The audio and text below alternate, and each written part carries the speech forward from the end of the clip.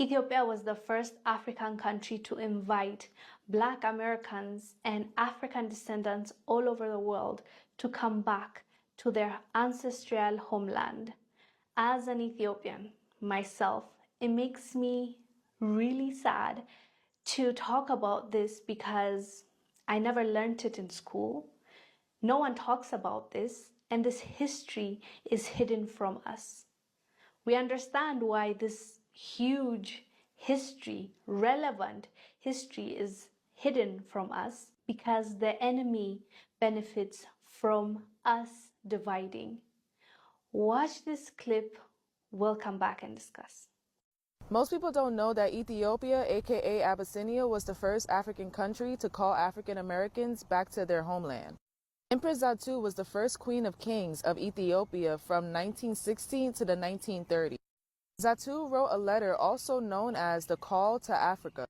This letter was an open invitation to African Americans and other African descents to return to Ethiopia, their ancestry homeland. This letter offered land grants and Ethiopian citizenship to those who returned. Zatu also stressed the importance of preserving African culture and heritage. This letter resonated with Marcus Garvey.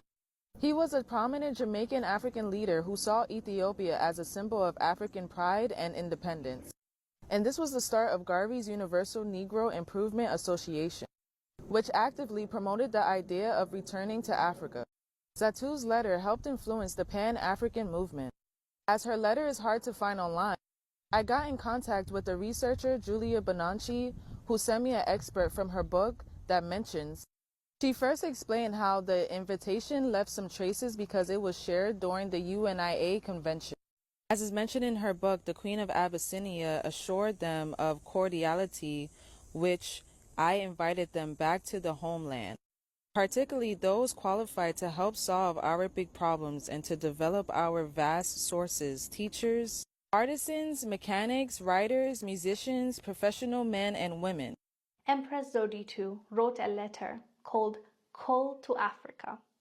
This was addressing African descendants that were taken away from Africa or sold by some of our own sellout ancestors. Empress Zoditu was communicating reportedly with Marcus Garvey to open Ethiopia, to bring African descendants to their home. Unfortunately, it never happened because Empress Zoditu was unalived and Marcus Garvey was deported, right?